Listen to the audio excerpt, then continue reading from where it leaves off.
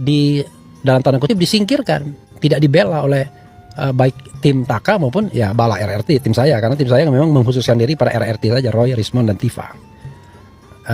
Sementara tim sana itu tidak membela Egy dan Damai Hari Lubis karena memang barangkali chemistry-nya nggak jadi. Saya juga agak mengkritik barangkali kekompakan untuk menghadapi Jokowi. Karena from the beginning Egy Sujana dan Damai Hari Lubis memang orang yang dalam tanda kutip disingkirkan. Yang kedua, kami kalau dalam tim kuasa hukum, advokasi dan akademisi kita tertawa malah. Oh, cuman segitu tuh akhirnya kalian berdua itu. Itu loh, kita kan menertawakan aja mereka. Ini untuk menertawakan Bang Egy dan juga Bang Damai. Iya, ternyata cuman sampai segitunya. Itu bukan pejuang namanya, tapi pecundang.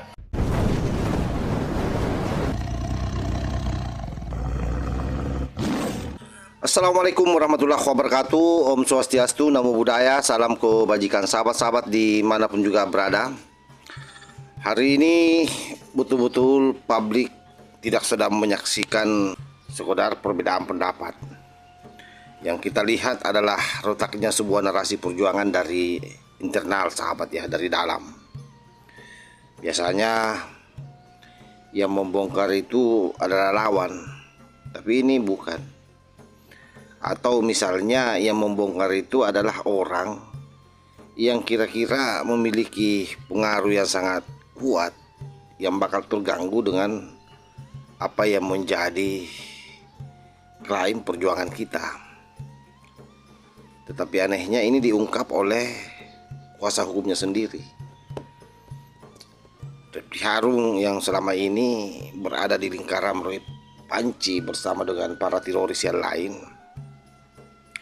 Tifa dan Rismond, itu mengatakan sesuatu yang sederhana, tapi menurut hemat saya ini mematikan perjuangan Roy Panci CS. Beliau secara tidak langsung mengatakan bahwa tim Roy Panci itu rapuh, tidak solid. Bahkan secara belak-belakan mengatakan bahwa Egy Sujana maupun Damai Hari Lubis memang tidak pernah benar-benar dibahas dalam tim. Dan ketika Refly Harun bicara seperti ini, saya langsung teringat pernyataan Ibu Eli Danetti yang beberapa hari lalu juga saya sudah up ya videonya, bahwa memang tak kala ada pertemuan di rumah Abraham Samad, Ibu Eli dah ke sana dan itu dicuekin, nyaris diusir sahabat dari pertemuan itu. Jadi memang tampak betapa memang Roy Suryo ini seolah-olah mengklaim bahwa perjuangan yang sedang dia lakukan itu hanya bisa berhasil manakala tidak ada orang lain yang membantunya. Padahal Egy Sujana ini adalah orang yang pertama malah diperlakukan seperti ini, dan ini parah betul ya, karena dalam satu tim itu kalau sudah retak seperti ini, itu menandakan bahwa kekalahan sudah di depan mata sahabat. Karena itu kalimat yang disampaikan oleh Refly Harun sekalipun itu sangat pendek, namun daya rusaknya itu luar biasa. Jadi dia kayak bom atom ya, kecil tapi luasan ledakannya itu wah tak terjangkau. Sehingga dalam teori kekuasaan, kalau kita menarik apa yang pernah disampaikan oleh Hannah Arendt, dia mengingatkan bahwa yang namanya kekuasaan dan perjuangan itu hanya hidup jika ada kebersamaan. Nah, kalau kita melihat di antara mereka ini kan sudah tidak ada kebersamaan. Sebab itulah ketika kebersamaan itu sudah retak, maka yang tersisa itu bukan lagi perjuangan, melainkan ego yang saling bertabrakan. Dan bisa jadi saling membicarakan apa yang menjadi rahasia masing-masing. Dan dari dulu kan seperti itu. Jadi sebuah kekuatan besar itu rontok karena adanya perpecahan di internal, sehingga satu sama lain saling mencurigai. Nah, inilah yang terjadi pada situasi tim Roy Panci CS ini, dan ini dibongkar sendiri oleh Reply Harun sahabat. Ini mengartikan Egy Sujana dan Damai Hari Lubis memilih jalur damai dengan Joko Widodo. Lalu bagaimana proses hukumnya? Bagaimana juga dengan para tersangka lain? Apakah kubu Roy Suryo CS juga akan melakukan langkah yang sama, meminta maaf, menemui Presiden ke-7 RI Joko Widodo? Kita bahas malam hari ini bersama Roy Suryo, penggugat ijazah Presiden ke-7 Joko Widodo yang juga sudah ditetapkan sebagai tersangka dalam kasus ini. Mas Roy, selamat malam. Malam, Mbak Audrey. Ada juga relawan Jokowi Prabowo Gibran, David Pajung. Bang David, selamat malam. Malam, Mbak Audrey. Malam, Mas David. Ya. Saya mau nanya ke Mas Roy. Jadi kemarin pertemuannya Bang Egy dan Bang Damai ini atas sepengetahuan Mas Roy nggak sih? Enggak, tapi ada sesuatu yang baru saya ceritakan dan saya kira ini harus dibuka semuanya. Apa itu? Hal yang ditutup-tutupi karena tadi siang Egy Sujana menelpon di dekat saya, ya salah seorang teman di dekat saya, dan kebetulan saya terima atau saya dengar omongannya dan itu direkam. Apa isinya? Nah, ada yang menarik ya. Satu, Grace Natali tadi kan bilang ada permintaan maaf itu mungkin bohong. Nggak ada sama sekali kata Egy permintaan maaf. Tidak ada. Satu. Oke, satu. Dan dalam pertemuan itu Jokowi hanya Oke, tapi sebelum ke sana Mas Roy sebenarnya menginisiasi pertemuan benar Bang Egy? Saya nggak tahu itu, ya. Jadi kalau itu kalau iya saya bilang iya, kalau enggak saya bilang enggak, ya. Tapi ada keterlibatan si Darmisal, ada keterlibatan Jo, ini juga menarik karena dua orang itu adalah yang pernah akan menggulingkan Partai Demokrat. Jadi kan artinya memang ini akan jadi besar ini kasus ini gitu loh. Dua orang itu kan terlibat dalam kongres luar biasa Nanti palsu. benar ya ada orang besar Mas di belakang. Apa? Orang besarnya nggak tahu, tanya si Darmisal sama si Rahmat itulah. Oke, kita balik dulu ya sebelum sampai ke sana. Oke, kita balik dulu. Ya. Jadi ke sana tidak Satu, ada terus terang, permintaan maaf. Tidak ada kata Egy tadi. Dan itu tolong kalau Egy jujur, minggu depan dia janji tadi memang minggu depan hari Jumat itu akan cerita semuanya. Ceritakan semua itu. Yang pertama. Yang kedua, kami kalau dalam tim kuasa hukum, advokasi dan akademisi kita tertawa malah. Oh, cuman segitu tuh akhirnya kalian berdua itu. Gitu loh, kita kan menertawakan aja mereka. Ini untuk menertawakan Bang Egy dan juga Bang Damai. Iya, Kenapa? ternyata cuma sampai segitunya. Itu bukan pejuang namanya, tapi pecundang. Ya. Bisa jadi mungkin jangan-jangan kalau gitu alasan ketemunya kenapa? Nah, makanya itu tanyakan ke Egy.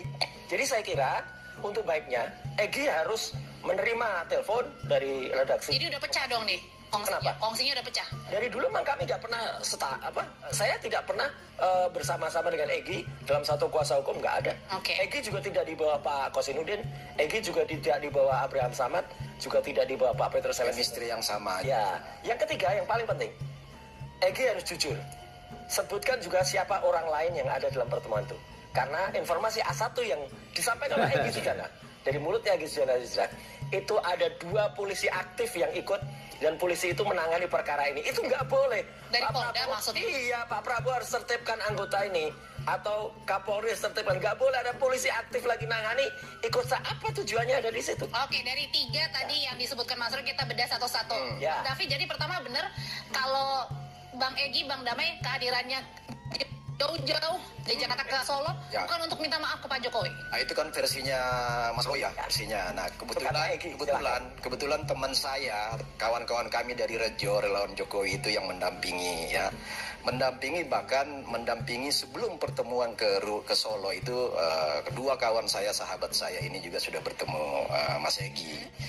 Nah, di sana kalau kata Mas Roy tadi itu versi Mas Roy, di sana ada permintaan maaf clear. Bahkan sebelum permintaan maaf itu ada doa dari Mas Egy sendiri. Nanti kita uji dengan Egy ya. Berdoa, ini informasi langsung oleh teman-teman saya yang mendampingi ya. Informasi dari Egy. Oke, ada doa, ada permintaan maaf, dan sebagai yang berkali-kali saya bilang ke Mas Roy, siapapun yang menemui Pak Jokowi bahkan sudah menyerang, memfitnah Pak Jokowi pasti akan diterima karena Pak Jokowi itu punya jiwa besar, negarawan ya, mantan presiden yang pasti itu semua mantan-mantan rakyatnya ketika beliau memimpin. Jadi pintu terbuka lebar untuk Mas Egy, Pak Damai Lubis diterima secara bagian dari sahabat dan teman. Kalau dari kawan-kawannya Bang David mengatakan kira-kira permintaan maafnya Bang Egy disebabkan kenapa? Pertama, karena memang terlalu menyudutkan Pak Jokowi, atau kedua emang mengakui bahwa ijazahnya Pak Jokowi asli dan minta maaf. Pertama, tadi sendiri ya, kan tadi ada statement dari Pak Egy sendiri. Kalau saya udah lihat atau Pak Jokowi menunjukkan ya saya pasti akan minta Itu maaf. di Juli 2025. Ya, Jauh sebelum. Nah, sekarang sudah ditunjukkan kan? di depan Itu gak Polda, asli. ya. Nah, sudah ditunjukkan akhirnya Egy, apapun seorang Egy Sujana, tetapi saya memberi jempol, ada jiwa besar ya. Sebagai anak bangsa dia mengakui kesalahan, meminta maaf, bahkan menepati janji bahwa kalau saya melihat ijazah asli Pak Jokowi saya akan Emang minta maaf, ijazahnya minta maaf. asli, kacau ini. Tapi juga pada sisi lain karena ini sudah bergulir pada ranah hukum ya, Pak Jokowi selalu mengatakan siapapun minta maaf pasti dalam sisi kemanusiaan ya. Sebagai sesama manusia, sebagai sesama anak bangsa pasti saya maafkan. Tapi soal hukum kan itu Iyalah, keputusan itu lapis PH. lah. Pak Jokowi nggak mungkin bisa dan ingin mengintervensi proses hukum. Jadi memang apa yang dilakukan oleh Egy Sujana dan Damai Hari Lubis ini yang suang ke Pak Jokowi dan meminta maaf, ini membuat Suryo pasti memang akan kebakaran jenggot. Bayangkan kalau dia bilangi Egy Sujana bukan pejuang tapi adalah pecundang. Nah, ini pernyataan yang saya kira sangat bermasalah ya. Karena setahu saya Egy Sujana ini memang aktivis dari dulu, aktivis sejati ini. Tapi di mata Roy Suryo, Egy Sujana ini adalah pecundang karena sudah berbaik-baik dengan Pak Jokowi. Saya kira pernyataan ini bukan sekedar emosi. Ini adalah patahannya sendiri terhadap narasi yang dulu mereka bangun bersama. Dalam pandangan Max Weber, ada perbedaan antara seorang pejuang itu harus berdiri di keyakinannya dan seorang negosiator berdiri di kalkulasi. Jadi boleh jadi Bang Egy Sujana sudah mengkalkulasi bahwa dengan diperlihatkannya ijazah asli Pak Jokowi, ini nyaris kita tidak akan menang.